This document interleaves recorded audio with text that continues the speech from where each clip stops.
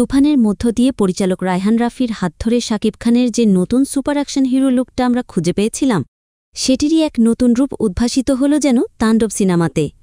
তাণ্ডব শুধু একটি সিনেমাই নয়, বরং এই সিনেমাতে রায়হান রাফি তার নিজস্ব ফিল্ম ইউনিভার্স তৈরির সূচনা করেছেন।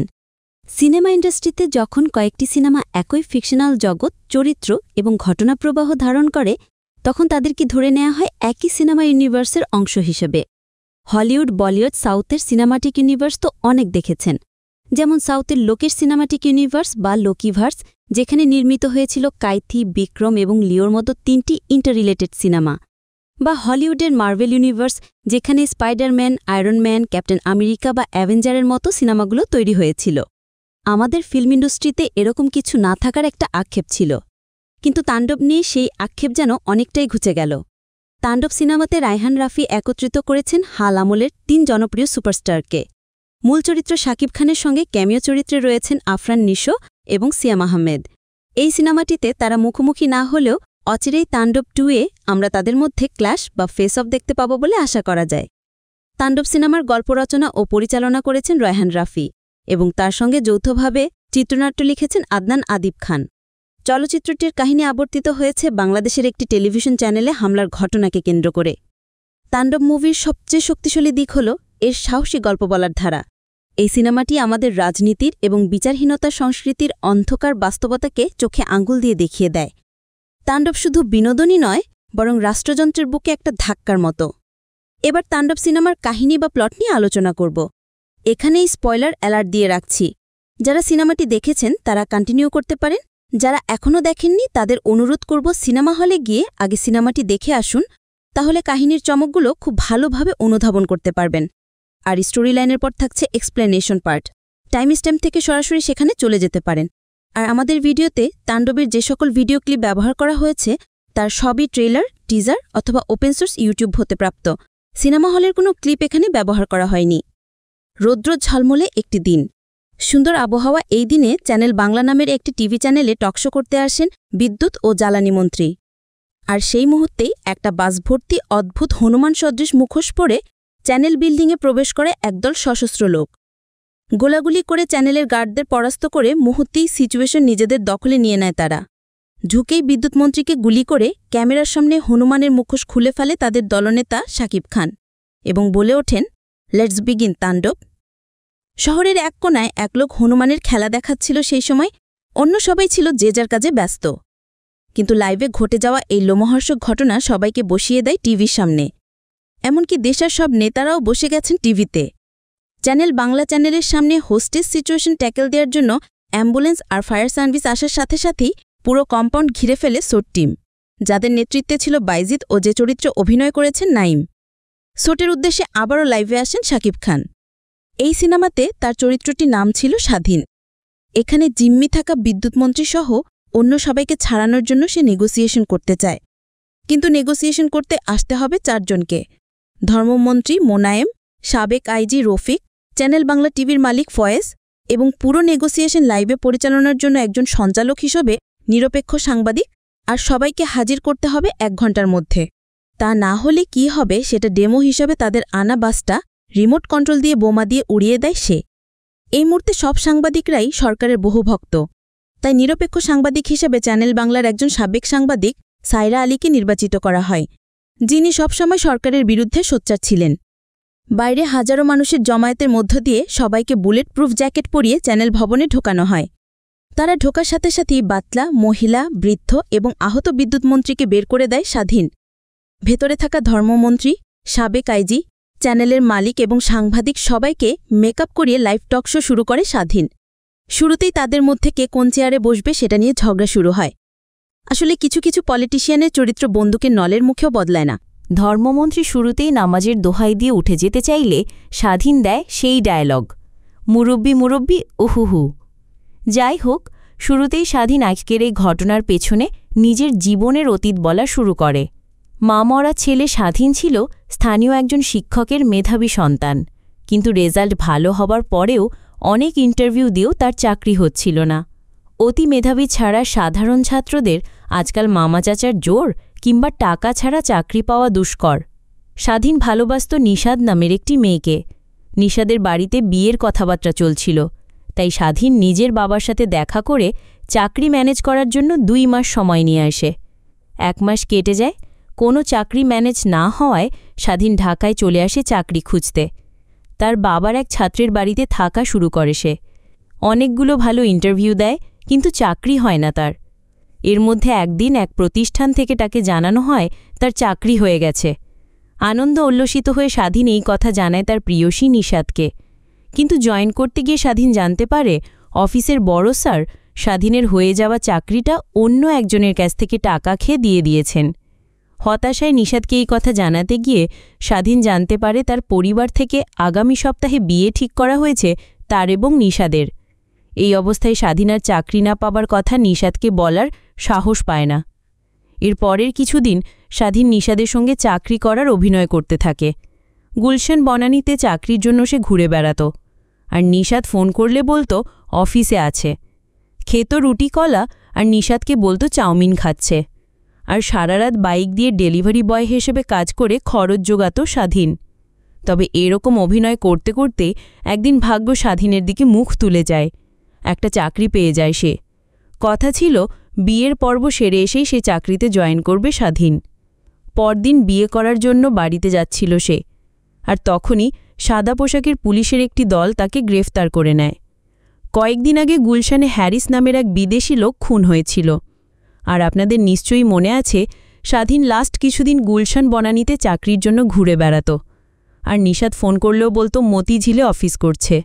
এইসব কল রেকর্ডকে এভিডেন্স বানিয়ে সন্দেহজনক গতিবিধির জন্য হ্যারিস হত্যা মামলায় স্বাধীনের কাছ থেকে স্বীকারোক্তিমূলক জবানবন্দি আদায় করার জন্য টর্চার করতে থাকে এডিসি কামরুল।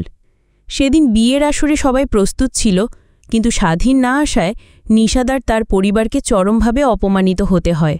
আর এই অপমানে স্বাধীনকে ভুল বুঝে আত্মহত্যা করে নিশাদ। স্বাধীনকে ডিবি পুলিশ থেকে নিয়ে যাওয়া হয় আয়রন সেল নামে এক জায়গায়। স্বাধীনকে এখনও অ্যারেস্ট করা হয়নি, বিচারের সম্মুখীন করা হয়নি। বিনা বিচারে স্বীকারোক্তি আদায়ের জন্য তাকে নিয়ে যাওয়া হয় আয়রন সেল নামের এক জায়গায়। সেখানে কয়েদিদের সংখ্যা বেড়ে গেলে তুলনামূলক কোনো কম গুরুত্বপূর্ণ বন্দীকে মেরে নতুন বন্দির জন্য জায়গা তৈরি করা হতো। আপনারা হয়তো বুঝতে পারছেন এই আয়রন সেল বলতে হয়তো পরিচালক আয়নাঘরের দিকে ইঙ্গিত করেছেন। স্বাধীন এই পর্যন্ত বলে শেষ করা মাত্রেই বিল্ডিংয়ে কাউন্টার অ্যাটাক করে বায়েজিদের নেতৃত্বে সোয়াট টিমের একটা অংশ। একের পর এক স্বাধীনের দলের সদস্যরা মারা পড়তে থাকে, কিন্তু স্বাধীন অস্থির এক অ্যাকশন দৃশ্যে একের পর এক সোয়াট টিমের প্রশিক্ষিত সদস্যদের ঘায়েল করতে থাকে। বায়েজিদও ধরা পড়ে স্বাধীনের হাতে। কিন্তু ঠিক সেই মুহূর্তে স্বাধীনকে গান পয়েন্টে অ্যারেস্ট করে সাংবাদিক সারা। তবে 3 জন নেতা অস্ত্রের মুখে জিম্মি থাকায় সারা পিস্তল ফেলে দেয়, আর বায়েজিদ বুঝতে পারে এভাবে হামলা চালালে মন্ত্রীসহ বাকি সবাই মারা পড়বে। তাই সোয়াট টিম মিশন অ্যাবর্ট করে আবার বাইরে চলে যায়। স্বাধীন আবার লাইভে ফিরে আসে। সেই আয়রন সেলের জেলারের দায়িত্বে ছিল শফিউদ্দিন নামের এক লোকের হাতে। তিনি সেখানে কসাইয়ের মতো অত্যাচার চালাতেন বন্দীদের ওপর। নিশাদের আত্মহত্যা করার খবর তারা স্বাধীনকে দেয়। আবার স্বাধীনের বাবাকে মেরে ফেলে সেটার ভিডিও এনে স্বাধীনকে দেখিয়ে হ্যারিস হত্যা মামলায় স্বীকারোক্তি দিতে বলে। এতদিন স্বাধীন নিজের প্রিয়সী নিশাদকে আবার পাবে বলেই বেঁচেছিল। তবে নিশাদের এবং নিজের বাবার মৃত্যুর খবর শুনে সর্বহারা স্বাধীন যেন প্রতিরোধ গড়ে তোলার আসুরিক শক্তি পায়। একে একে টর্চার করতে থাকা গার্ডদেরকে পেটায় সে। সেই সাথে জেলের সেলগুলো খুলে দিলে সেখান থেকে ঝাঁকে ঝাঁকে মানুষ বের হয়ে এসে প্রতিরোধ গড়ে তোলে। অন্য কয়েদিরা নিজে গুলি খেয়ে স্বাধীনকে বাঁচাচ্ছিল। এভাবে স্বাধীন তাদেরকে নিয়ে জয় করে আয়রন সেল। এরপর শুরু হয় তাদের প্রতিশোধের মিশন। বিনা বিচারে আটকে থাকা কয়েদিদের নিয়ে একটা পরিত্যক্ত মিলে স্বাধীন প্রশিক্ষণ দেয়া শুরু করে। তারা সরকারকে শায়েস্ত করার জন্য এই টিভি চ্যানেলে অ্যাটাক করার সিদ্ধান্ত নেয়। এই ছিল মূলত স্বাধীনের গল্প। এতক্ষণ এই লাইভ দেখছিল প্রায় 10 কোটি মানুষ। তাদের সবার সামনে স্বাধীন ধর্মমন্ত্রী মোনায়েমকে হ্যারিস হত্যাকাণ্ড সংক্রান্ত সত্য স্বীকার করতে বলে। মোনায়েম এখন ধর্মমন্ত্রী হলেও আগেই নির্বাচনে সে ছিল স্বরাষ্ট্রমন্ত্রী। মোনায়েম শুরুতে স্বীকার করতে না চাইলেও পরে তার অসুস্থ মাকে স্বাধীনের লোকেরা জিম্মি করে সেই ভিডিও দেখালে সব স্বীকার করতে বাধ্য হয় সে। আর এখানেই আসে আমাদের প্রথম ক্যামিওর চরিত্র সিয়াম, যে অভিনয় করেছে শিল্পপতি আমজাদ মনসুরির ছেলে আরমানের চরিত্রে। এক চোখ নষ্ট এই আরমান মনসুর যেন ছিল ভয়ঙ্কর ভায়োলেন্সের প্রতিশব্দ বরবাদ সিনেমাতে। আরিয়ান মির্জার থেকেও বেশি বকে যাওয়া বড়লোকের ছেলে ছিল এই আরমান। নেশা করে নারী ধর্ষণ এবং খুন ছিল তার প্রত্যহিক রুটিন। এই হ্যারিসের সঙ্গে জ্বালানি বিষয়ক একটা $2 বিলিয়ন ডিল হবার কথা ছিল আমজাদ সাহেবের, কিন্তু ওয়াশরুমে মাদক সেবন করছিল আরমান, আর সে সময় তাকে মাদক ছেড়ে দেওয়ার পরামর্শ দিলে আরমান গুলি করে হ্যারিসকে মেরে ফেলেছিল। হ্যারিস সারা বিশ্বজুড়েই বেশ নামকরা ব্যবসায়ী ছিলেন। তার মৃত্যুতে সরকারের উপর ইন্টারন্যাশনাল প্রেশার আসা শুরু করে। এই হত্যা মামলা থেকে ছেলে আরমানকে বাঁচানোর জন্য তৎকালীন স্বরাষ্ট্রমন্ত্রীর কাছে সাহায্য চান আমজাদ মনসুর। স্বরাষ্ট্রমন্ত্রী 1000 কোটি টাকা, বিদ্যুৎমন্ত্রী সাবেক আইজি এবং চ্যানেল বাংলার মালিক ফয়েজ প্রত্যেকে আরও 500 কোটি টাকা করে ঘুষ নেয়। বিনিময়ে আরমানের কেসকে ভিন্ন খাতে প্রবাহিত করে দেয় তারা। পুলিশের আইজি আরমানের জায়গায় লোক দিয়ে স্বাধীনকে আটক করে তাকে দিয়ে স্বীকারোক্তি আদায়ের চেষ্টা করাতে থাকে। আর মিডিয়াতে ফয়েজ এমনভাবে উপস্থাপন করে যেন মানুষ হ্যারিস হত্যার ঘটনা ভুলে যায়। তবে স্বাধীনকে জেরা করেই এডিসি কমরুল বুঝে গিয়েছিল সে হ্যারিসের খুনি নয়। সে এই বিষয়টি স্বরাষ্ট্রমন্ত্রীকে জানাতে গেলে তাকে সরিয়ে স্বাধীনকে তুলে দেয়া হয়েছিল আয়রন সেলে শফিউদ্দিনের কাছে। মোনায়েনে এই স্বীকারোক্তির পর লাইভ দেখা মানুষের ভেতরে আলোড়ন সৃষ্টি হয়। নির্দোষ এত মানুষকে এতদিন বন্দি রাখা হয়েছে শুনে মানুষ ক্ষিপ্ত হয়ে ওঠে, আর আমজাদ মনসুরের সব কলকারখানায় ভাঙচুর অগ্নিসংযোগ করতে থাকে সবাই। আর এরই মধ্য দিয়ে স্বাধীন শেষ করতে চেয়েছিল বিচারহীনতার সংস্কৃতিকে। সে চাইলেই মন্ত্রী এবং অন্যান্য দোষী লোকদেরকে মেরে ফেলে নিজের উপর ঘটা অন্যায়ের প্রতিশোধ নিতে পারত, কিন্তু সেটা না করে তাদেরকে পুলিশের হাতে তুলে দেয় সে। বাইরে হাজার হাজার মানুষ স্বাধীনকে নিয়ে স্লোগান দিতে থাকে, আর স্বাধীনের দলের লোকেরা মুখোশ খুলে সবাই সেই ভিড়ে মিশে গিয়ে পালিয়ে যায়। স্বাধীন সারেন্ডার করে পুলিশের কাছে। স্বাধীনকে গ্রেপ্তার করে নিয়ে যায় পুলিশের একটি টিম। সায়রা চলে যাওয়ার সময় আমরা সায়রার গাড়ির পেছনেও একটা হনুমানের মুখোশ দেখতে পাই। আসলে সায়রা নিজেও স্বাধীনের দলের সঙ্গে যোগ দিয়েছিল। এই শহরে বিভিন্ন সময় মানুষ গুম হয়ে যেত। সেই বিষয়টি নিয়ে অন্য সব সাংবাদিকরা চুপ থাকলেও নিয়মিত রিপোর্ট করে যাচ্ছিল সায়রা। এর শাস্তিস্বরূপ তৎকালীন স্বরাষ্ট্রমন্ত্রী সায়রার একমাত্র ভাই ইভানকে গুম করে আয়রন সেলে পাঠিয়ে দিয়েছিল। স্বাধীনের সামনেই একদিন কয়েদির সংখ্যা বেশি হয়ে যাওয়ায় ইভানকে গুলি করে মেরে ফেলা হয়। স্বাধীনরা পালিয়ে আসার পর সায়রাকে তাদের আস্তানায় ডেকে এই কথা জানায়। তখন থেকেই এই টেলিভিশন বিল্ডিংয়ে হামলার প্ল্যান করতে থাকে তারা। এদিকে স্বাধীনকে প্রিজন ব্যানে করে নিয়ে যাওয়ার সময় একদল হনুমানের মুখোশ পরা লোক পুলিশের উপর হামলা চালিয়ে মুক্ত করে নেয় স্বাধীনকে। 2 হাত তুলে তার ট্রেডমার্ক নাচ মেচে পালিয়ে যায় স্বাধীন। স্বাধীন পালিয়ে যাওয়ার পর সবাই নড়ে চড়ে বসে। এডিসি কামরুলকে স্বরাষ্ট্রমন্ত্রী পোস্টিং করিয়ে দিয়েছিল ঢাকার বাইরে দূরবর্তী একটি জেলায়। টিভিতে স্বাধীনের এই নিউজ আসার সাথে সাথেই সে তার সহযোগীকে নিয়ে খোঁজ করে ঢাকায় আসে। সে জানায় সে যেই স্বাধীনকে গ্রেপ্তার করেছিল এই স্বাধীন আর টিভির স্বাধীন এক লোক নয়। এই লোককে 2005 সালে বর্ডারে ছোনাচোরা চালানোর সময় গ্রেপ্তার করা হয়েছিল। এর নাম শীর্ষ সন্ত্রাসী মিখাইল। 17 বছর ধরে তাকে আয়রন সেলে আটকে রাখা হয়েছিল। আজ পুলিশের নাকের ডগা দিয়ে সে পালিয়ে গেল। মিখাইলের বাইরে থাকা মানে পুরো দেশ অস্থিতিশীল হয়ে যাওয়া। আসলে স্বাধীন অন্য একজন লোক। সে আয়রন সেলে মিখাইলের পাশের ছেলে ছিল। দেয়ালে মুখ লাগিয়ে তাদের মধ্যে কথা হতো। সেখান থেকেই মিখাইল স্বাধীনের সব কথা শুনেছে। পালানোর সময় মিখাইলকে বাঁচানোর জন্য স্বাধীন নিজেই পুলিশের গুলি খেয়েছিল। তখন মিখাইল প্রতিজ্ঞা করেছিল স্বাধীনের উপর হওয়া অন্যায়ের প্রতিশোধ নেবে সে। আর এই যে যখন চ্যানেল বাংলা দখল করে রেখেছিল তারা, তখন সারা দেশের মানুষ, মিডিয়া এবং আইনশৃঙ্খলা বাহিনীর এর চোখ ছিল সেই ভবনের দিকে। সেই মুহূর্তে মতিঝিলে বানরের খেলা দেখানো সেই লোকের নেতৃত্বে মিখাইলের অধীনস্থ আরেকটি গ্রুপ বাংলাদেশ ব্যাংকে ঢুকে ভল্ট থেকে সব রিজার্ভ গোল্ড ডাকাতি করে ফেলে। অর্থাৎ স্বাধীনের হয়ে বদলা নেবার পাশাপাশি সেই ঘটনাকে ডিস্ট্র্যাকশন হিসেবে ব্যবহার করে ব্যাংক থেকে সোনাও লুট করে নিল মিখাইল। পুরোপুরি এক ক্রিমিনাল মাস্টারমাইন্ড। সাংবাদিক সায়রা বুঝতে পারে তাকে ধোঁকা দেওয়া হয়েছে। স্বাধীন সেজে তার সাহায্য নিয়ে টেলিভিশন ভবন থেকে পালিয়ে গেছে মিখাইল। এদিকে আমজাদ মনসুরের পতনের সুযোগ নিয়ে তার ম্যানেজার তার সব সম্পত্তি দখল করার পাশাপাশি আমজাদের ছেলে আরমানকে শিকল দিয়ে বেঁধে পুলিশের হাতে ধরিয়ে দেওয়ার চেষ্টা করে। কিন্তু আরমান সেই শিকল নিয়ে পেঁচিয়ে ম্যানেজারকেই হত্যা করে ফেলে আর প্রস্তুত হয় মিখাইলকে মোকাবেলা করার। অন্যদিকে আমাদের সঙ্গে পরিচয় করিয়ে দেয়া হয় সিনেমার আর এক ক্যামিও চরিত্রকে, আফরান নিঃস্ব, অর্থাৎ সেই সুরঙ্গ মাসুদ। সুরঙ্গ মাসুদ অনেকদিন ধরে সুরঙ্গ খুঁড়ে বাংলাদেশ ব্যাংকের ভল্ট থেকে সোনা লুট করার পরিকল্পনা করছিল। তার ম্যানেজারই পরিকল্পনার কথা মিখাইলকে জানিয়ে দেওয়ায় মাসুদ তাকে দাঁত দিয়ে কামড়ে হত্যা করে। আমরা বুঝতে পারি সুরঙ্গ মাসুদ ময়নাকে হত্যা করার পর হয়ে গেছে বিশাল এক ডাকাত দলের সদস্য, যারা সুরঙ্গ খুঁড়ে লুট করত। সুরঙ্গ মাসুদ প্রস্তুতি নিতে থাকে মিখাইলকে মোকাবেলা করার। আর আমরা মিখাইলকে দেখতে পাই বিদেশে বসে তার সব শত্রুদের মধ্যমগুলি দেখাতে। এভাবেই ত্রিমুখী ক্লাসে তাণ্ডব 2 আসার আগাম বার্তা দেখিয়ে শেষ করা হয় তাণ্ডব সিনেমাটি। অ্যাকশন সিনেমা হলেও পুরো তাণ্ডব জুড়ে একটি মেসেজ দেওয়ার চেষ্টা করা হয়েছে, সেটা হলো আইনের শাসন প্রতিষ্ঠার উপর জোর দেয়া। এখানেই সিনেমাটির সার্থকতা। সম্পূর্ণ মেটালিক বয়সে বহু বছরের অভিজ্ঞতা, স্টারডাম এবং ইমোশনের গভীরতা দিয়ে নিজেকে একদম নতুন রূপে উপস্থাপন করেছেন megastar Shakib Khan. Dialogue delivery, facial expression ইত্যাদিতে দারুণ মুনশিয়ানা প্রদর্শন করেছেন তিনি। 53 বছরে পা দেওয়া জয়া আফসান নিজের গ্ল্যামার আর অভিনয় দিয়ে নিজের উপর ফোকাস ধরে রেখেছিলেন দারুণভাবে। এই বয়সে নিজের লাবণ্য এবং ফিটনেস ধরে রেখে বাংলাদেশে তো বটেই, পুরো উপমহাদেশের কাছে তিনি হয়ে উঠেছেন এক বিরল দৃষ্টান্ত।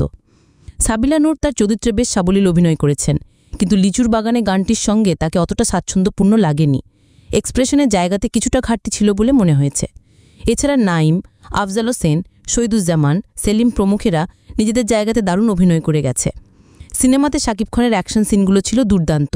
বেশ কিছু POV action shot, one take shot, সাথে পাওয়ারফুল ব্যাকগ্রাউন্ড স্কোর, সব মিলিয়ে অ্যাকশন সিনগুলো দারুণ জমে উঠেছিল।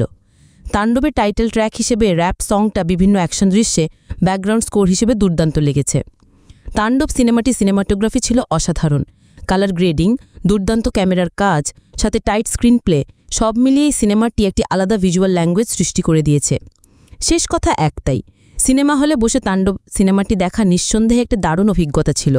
শেষ মুহূর্তে দুর্দান্ত কিছু টুইস্ট তাণ্ডবের সিকুয়েলে সুরঙ্গ মাসুদ, আরমান মনসুর এবং মিখাইলের ফেস অফের ভিত গড়ে দিয়েছে। অনেকেই বলেছেন এই মিখাইল আসলে কে? আমরা রায়হান রাফের তুফান সিনেমার শেষে দেখেছিলাম কিভাবে এসি আকরাম আসল তুফানকে বাঁচিয়ে দিয়েছিল, যদিও আইনের খাতায় তুফানকে ক্রসফায়ার দেখিয়ে মেরে ফেলা হয়েছে বলেই দেখানো হয়েছে। তাহলে এমনও হতে পারে 96 সালে আকরামের হাত ধরে বেঁচে ফেরা তুফানি ভবিষ্যতে আইনের রক থেকে বাঁচার জন্য মিখাইল নাম নিয়ে নিজের অপরাধ জগৎ নতুন করে সৃষ্টি করেন এবং 2005-এ বর্ডার গার্ডের কাছে ধরা পড়ে আয়রন ছিলে জায়গা পান। এই থিওরির পক্ষে প্রধান যুক্তি হল তুফানের কপালের কাটা দাগ। শান্তকে যখন তুফানের গেটআপ নিয়ে আনা হয়েছিল তখন তার কপালেও তুফানের মতোই কাটা দাগ তৈরি করা হয়েছিল। আমরা মিখাইলের কপালেও একই রকম একটা কাটা দাগ দেখতে পাই। সুরঙ্গ, তুফান আর তাণ্ডব যদি একই ইউনিভার্সের সিনেমা হয় তাহলে এটা খুবই সম্ভব যে তুফানি মিখাইলের আদলে ফিরে এসেছে আবার অপরাধ জগৎ নিয়ন্ত্রণ করতে। তবে সত্যি কি সেটা হয় কিনা সেটা জানার জন্য আমাদের অপেক্ষা করতে হবে তুফান 2 এবং তাণ্ডব 2 আসার জন্য। সেই সাথে আরমান মনসুরের চরিত্র নিয়েও আরও বিস্তারিত কোনো কাহিনী হয়তো আসবে সামনে। সেই অপেক্ষাতেই আছে সারা বাংলার সিনেমাপ্রেমী দর্শকেরা। আমাদের আজকের এক্সপ্লেনেশন ভিডিওটি এখানেই শেষ হলো। ভিডিওটি ভালো লাগলে লাইক করুন, কমেন্ট করে উৎসাহিত করুন এবং এরকম আরও ভিডিও দেখতে চাইলে আমাদের চ্যানেলটি সাবস্ক্রাইব করে দিতে পারেন। সবাইকে অনেক শুভকামনা দিয়ে আজকের এই ভিডিওটি শেষ করছি। সবাই ভালো থাকবেন, সুস্থ থাকবেন এই কামনায়। বিদায়।